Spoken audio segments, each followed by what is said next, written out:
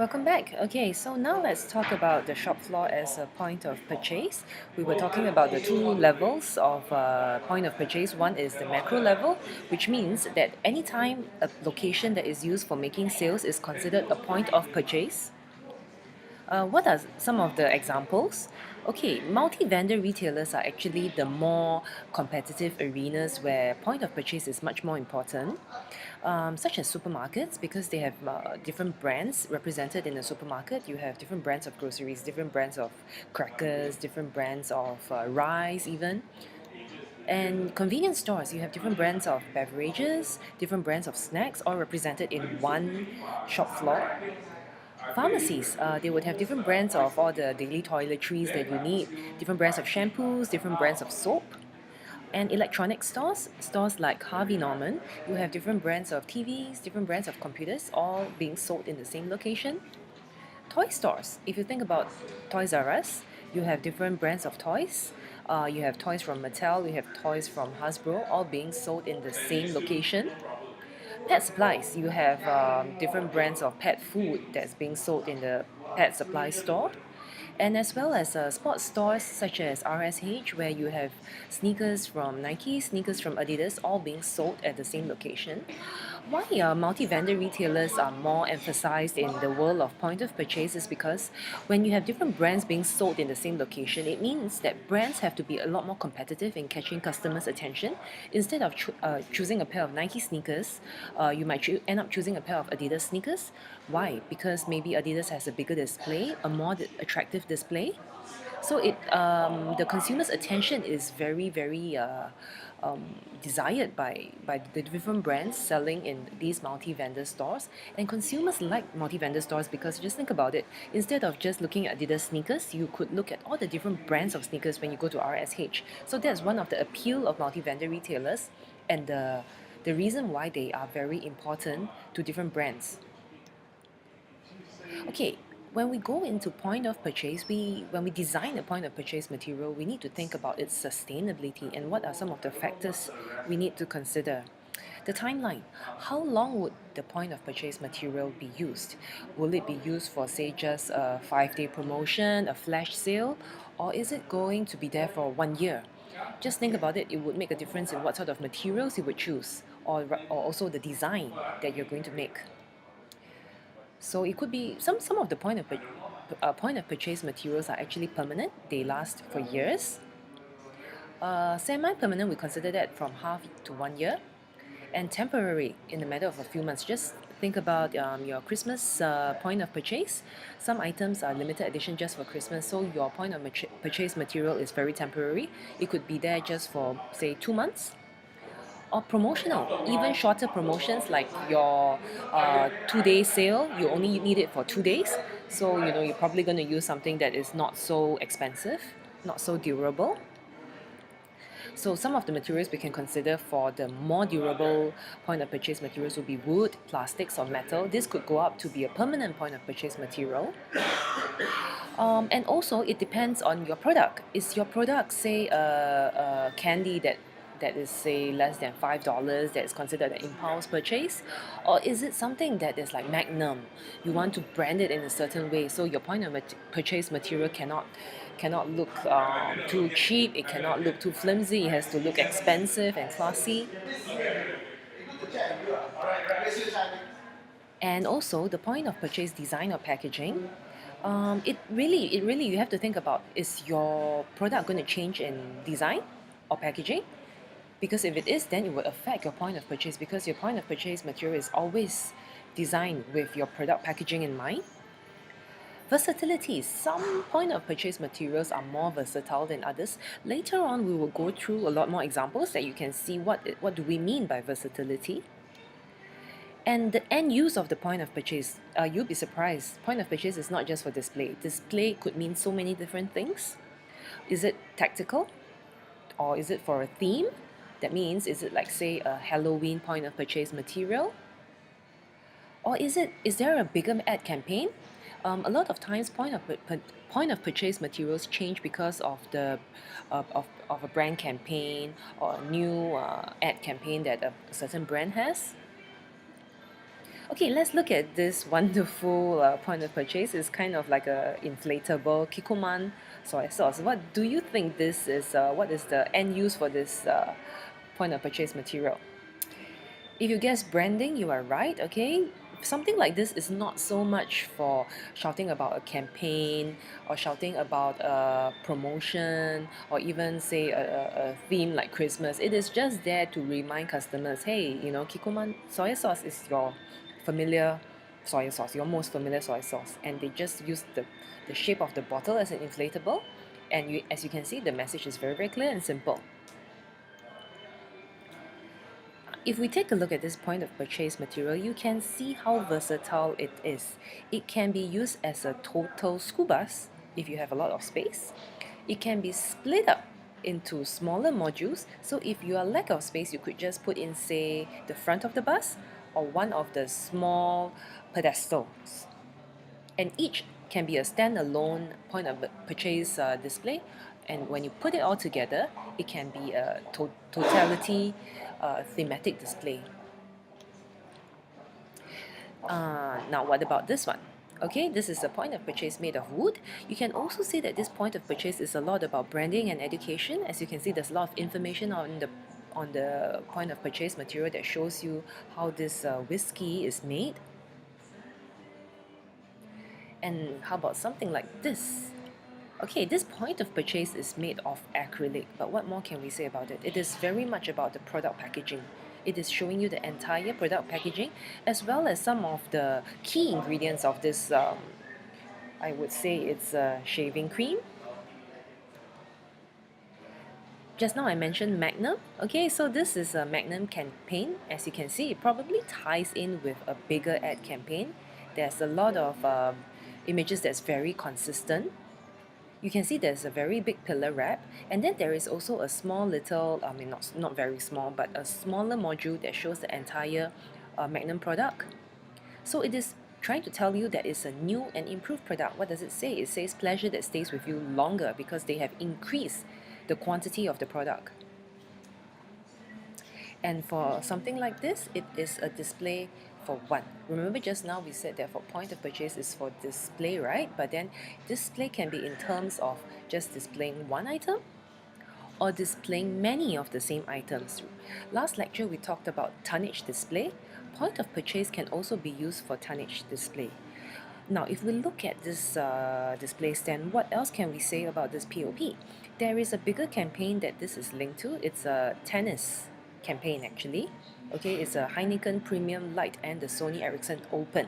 So it is probably a Sony Ericsson collaboration with Heineken to have a tennis open, which is why this ad is a media campaign that filtered down to the shop floor in the form of a POP. These are all the various POP that you may or may not have seen at supermarkets or convenience stores. So as you can see, there is some branding, there is display, and there is also some communication of what are the key ingredients, why is it so good for you, or some sort of promotional mechanism. As you can see for the Dixie cups, okay, it gives you the cups as well as the drink. And these are displays that are put on the floor, so we could call them floor displays. And very commonly, these are made of cardboard because of the weight and the pricing. Now, these displays, I'm sure you have seen them as well, they are not commonly found on the floor, they are usually found on the countertop. So we call it countertop displays. Very often it would be at the cashier counters. They are usually easy to assemble. That's why they are made of cardboard. And for bigger countries like the Americas and Europe, they would need to have a lot of this to be made because they would have tens of thousands of convenience stores to send these POP stands to. A brand that all of you are familiar with, Havaianas. You can see this POP comes with an instruction on how it is being assembled. Even though the entire thing is made of cardboard, it is very three-dimensional. Again, it has to fulfill the requirement of being flat packed and easy to assemble. a Lego display. Okay, as you can see the height measurement at the side, why do you think that is put there? Because it is targeting the children who are growing, so parents will be interested to know what height the children is, and it is actually measuring it in Lego bricks, which again brings back to the brand. Now, this POP display is very interesting, isn't it? In supermarkets where the shelves are standardized, retailers will come up with different interesting ways to try and make their own products stand out. And this is one of the ways. This is what we call a shelf talker. Okay, a POP display can be many different forms. It can be like what we saw earlier, or it could be something like this that's used to enhance the shelf display. So we call it a shelf talker. And this one is very unique because it has got light, drawing customers' attention to it, as we have learned before, because human beings' eyes are usually drawn to the brightest object in the field of vision. Okay, so what are the different elements in the POP communications mix? Definitely the design. Okay, different designs can really make a difference because you need it to be attractive to attract customers' attention. And usually it is specific. Is it for a convenience store? Is it for a supermarket? Is it for a mega store? Or is it for, say, one of your warehouse outlets? It would mean that you would design it very differently. And usually if it's versatile, it can last longer. You need to consider, is it going to last for a year or two? Your design would would be very different if you design it for a year or versus a promotional display. So as you can see, this is a very interestingly designed Coke Zero stand. It's trying to tell you that, it's all balanced on one single can, giving you the idea that it is very light. Why does it need to be shown that it's light? Because it's Coke Zero, it has 0 calories. And it needs to be attention grabbing, right? That's the whole point of POPs. As you can see for this vodka stand, it looks like the vodka is being splashed into the POP displays. But of course, this is just a visual effect of the design. Now let's look at this lint display stand. Do you think this is versatile? I would guess not, right? Because can you imagine after 25th of December, if you still have this in the store, who's going to want to buy a box of chocolates with a Christmas design on it? So for something like this, you would probably use cardboard to make your POP stand. And if you look at this white diamonds, I think it's a handphone case brand. This display stand, is it versatile or not? What do you think? It is very, very versatile because this white stand is very, very neutral, and the hooks inside, the straight arm hooks inside, it can be used to accommodate different sizes, and they can actually be used to display more or display less. It doesn't matter if the packaging changes, as long as it has a hook, it can be hooked into this POP stand. And what about this? Colgate Slim Soft. It is very obvious that they're trying to shout about a new enhanced product, and they are willing to spend, nowadays FMCGs, fast moving consumer goods, FMCG for short, are willing to spend a lot of money in creating expensive display stands to shout about a new product, because consumers are always looking for new, better, and innovative products. So as you can see, it is not very versatile. After this product is slightly older, when they have a newer product, they would have to change the entire display stand. Okay, packaging.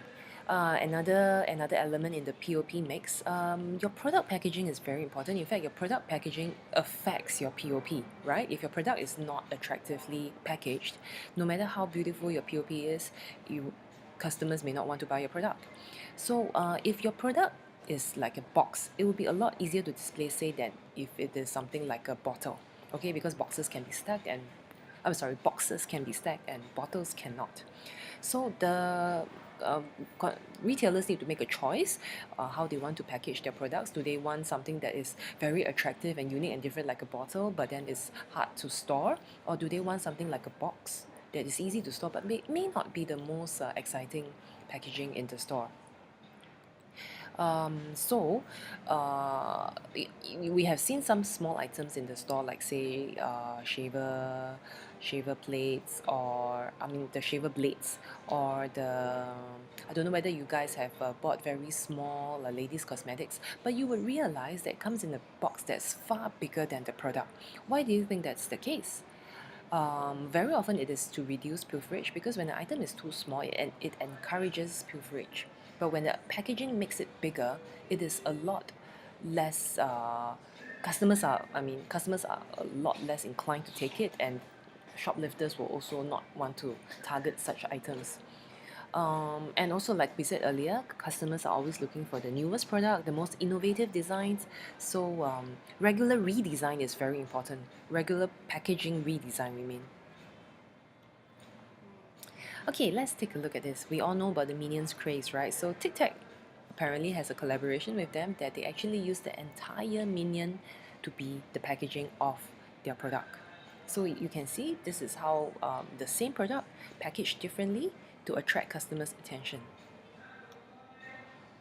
And Coca-Cola, I don't know whether you guys have seen this, it was quite a while ago. They reverted to their original Coca-Cola bottle, so it was very interesting. It's a very nostalgic vintage holiday, as you can see. The feel is very old school and warm and fuzzy.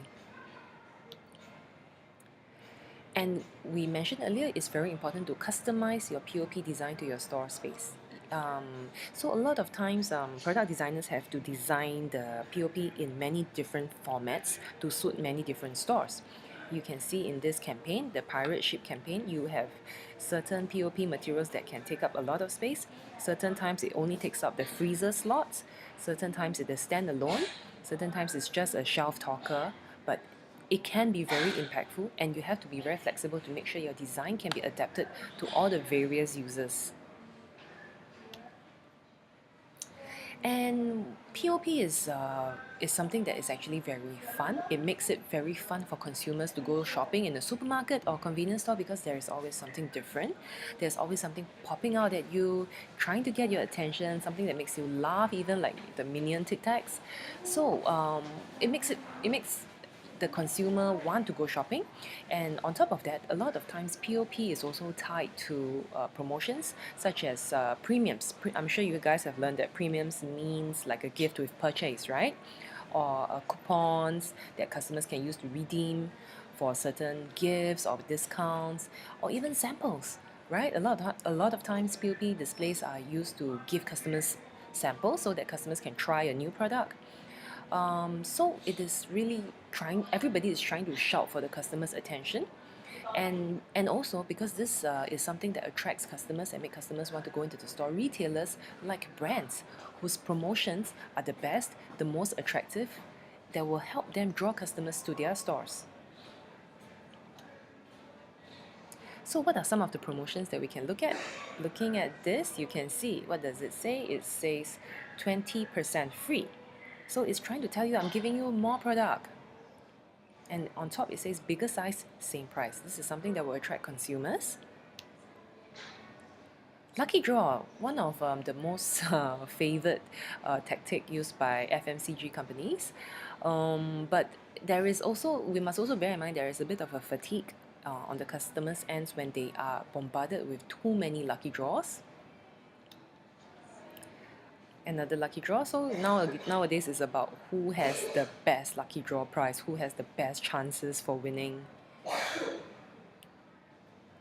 Okay, so in that sense, I hope you guys can see how competitive it is in the shop floor, to the point that the entire shop floor is become an advertising medium. Say if you go to Watsons, you would hear advertisements, being broadcast in audio of advertisements being broadcast in over the in-store systems. Yeah, that is probably paid for by the different brands. Whomever brand want to broadcast their audio ad on the in the airtime, they will have to pay Watsons. There are screens in supermarkets and all these stores to draw attention of customers. Shopping carts in supermarkets, they are full of commercials now to tell you about the newest brand of milk or juice. Wobblers, shelf talkers, hanging mobiles and floor stickers. Okay, these are all different tactics for, especially for supermarket displays. We will go through the examples. And even the electronic sensor, okay, those sensors that you walk through when you enter the store, yeah, those are actually used for wraps. Okay, brands can wrap around their visuals on it to even reinforce their campaign or their products even more. Okay, this is what we call a shelf banner. As you can see, it is a long artwork, a long visual that protrudes from the shelf. You can make it interesting by giving it light. As you can see, this is a very interesting campaign. The light actually erases away the dirt that is seen on the shirt. Hanging mobile, we are all quite familiar with this at this point, okay? This is what we call a shelf talker. Anything that is pasted directly on the shelf that is seen by the consumers when they are looking directly at the shelves are all called shelf talkers. Another form of shelf talker, as you can see in the earlier example and this, usually you try to shout some of the key product benefits that you want customers to know, or sometimes it could be a key ingredient. A wobbler, okay, if you stick this onto a shelf, right, it is designed in such a way that it will move. So when anything that moves, anything that has light will draw customers' attention. This is what I was talking about earlier, the electronic sensors. They are they are very oftenly used because they are the first thing you see when you enter the store. So it is a very prime location for brands to advertise their products. And floor stickers. So that's also a part of the reason why supermarkets and convenience stores like to use vinyl flooring, because vinyl is very durable. If you put stickers on it and tear them off, it will not destroy the flooring. So it means that brands can actually use the floor space as their advertising medium. And of course, we have all these interactive screens, TV screens in stores showing commercials or trying to get your attention. This is an example of an interactive screen. And card advertising. We mentioned that earlier, where in a supermarket, different brands will actually pay to have their ad visuals on the supermarket card. Even the conveyor belt, okay, because a lot of times when people are queuing, their attention needs to be focused on something. They're just waiting, right? So they're a captured audience.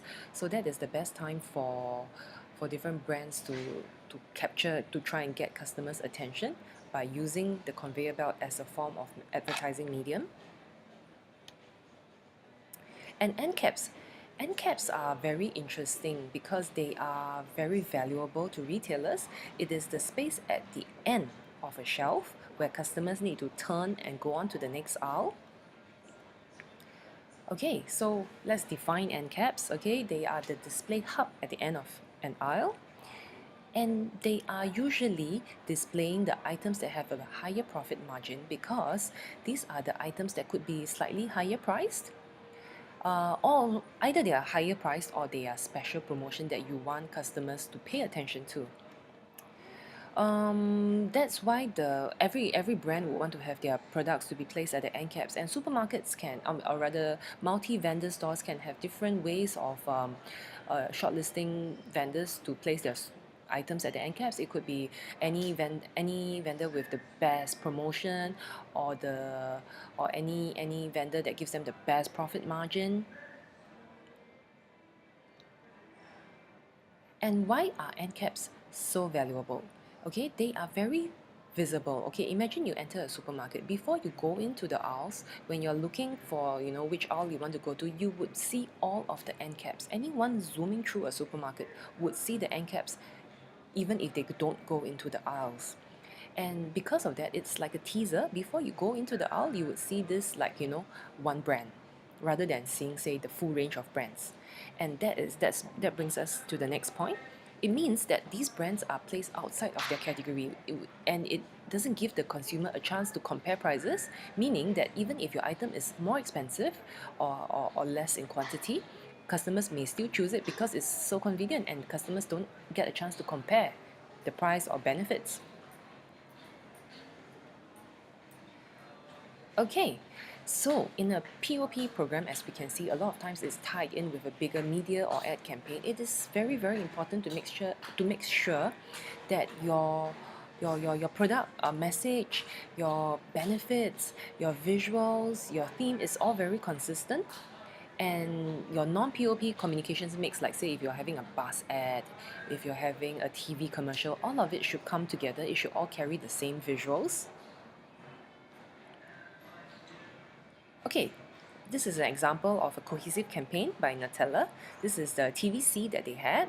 I don't know whether you guys remember this campaign where you can actually customize the name, the name on the packaging, on the label. Instead of saying Nutella, it says Michael, so you can put any name you want on it.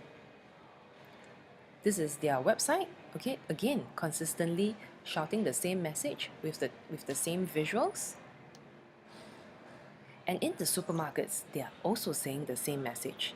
Nutella has a new name, yours, and using the same messaging, the same type of visuals.